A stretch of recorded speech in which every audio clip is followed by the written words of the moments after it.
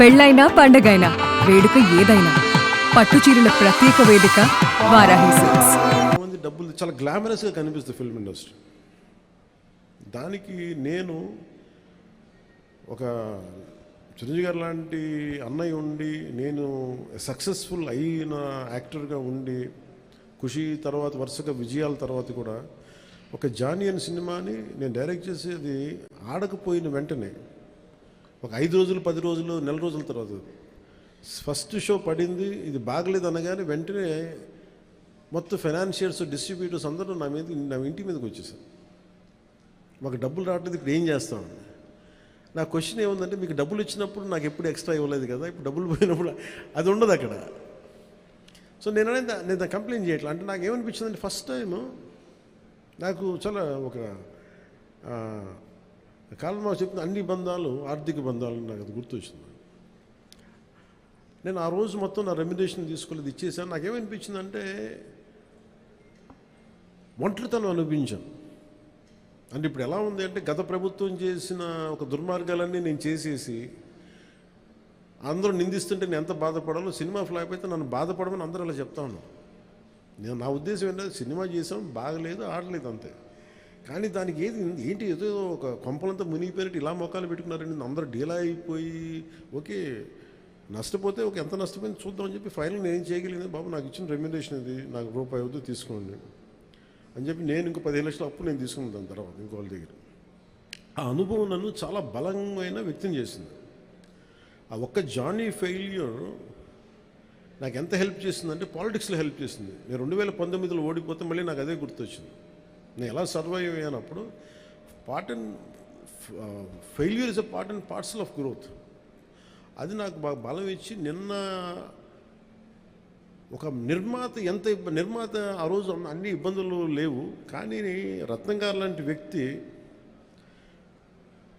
ఒక చిన్నపాటి మేకప్ అసిస్టెంట్గా ప్రారంభించిన వ్యక్తి, అంచెలంచెలుగా శంకర్ లాంటి వాళ్ళతో సినిమా తీసి పాన్ ఇండియా సినిమాలు తీసిన వ్యక్తి ఈరోజున సినిమా రిలీజులకి ఇబ్బంది పడుతూ ఉంటే నాకు అనిపించింది, చాలా బాధ వేసింది. ఇది నాకు అందుకే నేను దగ్గరుండి ఈ సినిమాని ప్రేక్షకుల దగ్గర తీసుకెళ్ళాలనేది నిర్ణయించుకున్నాను.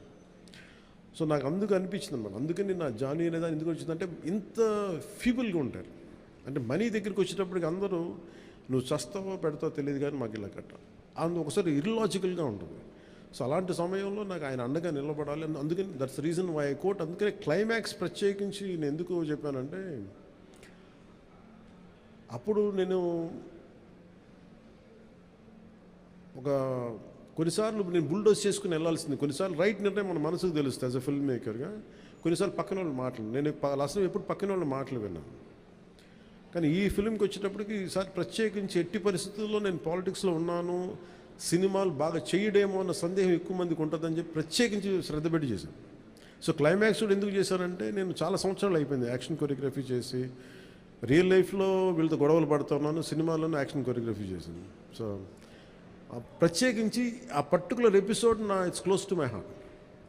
చిన్నప్పుడు ఎప్పుడు పుస్తకాల్లో చదువుకున్నాం, హిందూగా బతకాలంటే జజియాపుని కట్టాలి. సో ఆ బాధ ఏదో ఉండిపోయినట్టుంది ఎక్కడో. సో అది ఆ వెంటౌట్ తీసుకున్న అవకాశం దొరికింది, ఐ యూజ్డ్ ఇట్ అంతే. సార్ మనం చూసుకున్నట్లయితే లేదు తీసుకుని సార్ అన్నీ బాగుంటే తీసుకుంటాను. మనం ఈ మధ్యకాలంలో చూసుకున్నట్లయితే నిర్మాతలకి కొంతమందికి మాత్రమే థియేటర్లు ఉండిపోయినాయి, వేరే వాళ్ళ సినిమాలకి ఇబ్బంది పడుతున్నారంటూ కూడా కొంత కాంట్రవర్సీ వచ్చినటువంటి పరిస్థితి సినిమా పరిశ్రమ విషయంలో. అదే రేట్ల విషయంలో కావచ్చు, థియేటర్స్ దాని విషయంలో.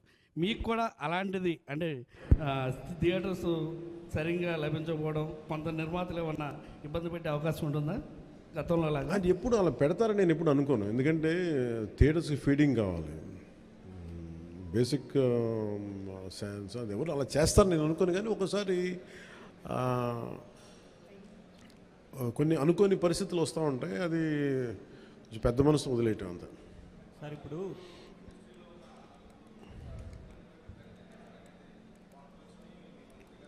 నేను ఎప్పుడు అనలేదు ఆ మాట. నేను అన్నారా, రాశారా? Okay, welcome. So thank you sir. Ma'am? This movie is going to be? What do you think? This movie is going to be inspiring by your role? And inspiring, నేను చెప్పలేను కానీ I feel it is a wholesome entertainer.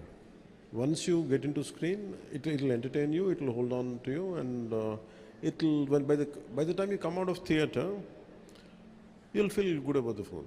That's what I felt. Maybe I hope the experience will be the same to everybody. ఏంటి sir? Part 2 ఒక 20% shooting చేసాం. We had done 20 to 30%.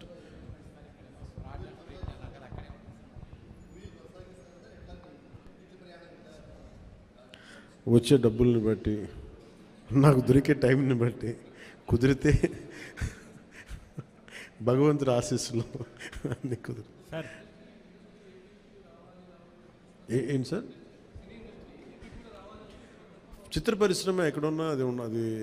Already ఏపీకి రావాల్సిన కొత్తగా అవసరం లేదు, కానీ ఏపీలో డెవలప్ చేయాల్సిన ఇన్ఫ్రాస్ట్రక్చర్ డెవలప్ చేయాలి. హైదరాబాద్లో ఎలాంటి ఇన్ఫ్రాస్ట్రక్చర్ ఉందో ఆంధ్రప్రదేశ్లో కూడా అలాంటి ఇన్ఫ్రాస్ట్రక్చర్ కొంత హైదరాబాద్లో ఉండొచ్చు, కొంత కొంత మంగళగిరి లేదా మనకున్న ప్రాంతాల్లో కావచ్చు. ఇట్ డిపెండ్స్ పరిస్థితులు ఎక్కడ బాగుంటాయండి, దాని తగ్గట్టుగా ఇన్ఫ్రాస్ట్రక్చర్ అయితే డెవలప్ చేయాలి. ఫిల్మ్ మేకింగ్ స్కూల్స్ చాలా డెవలప్ చేయాలి.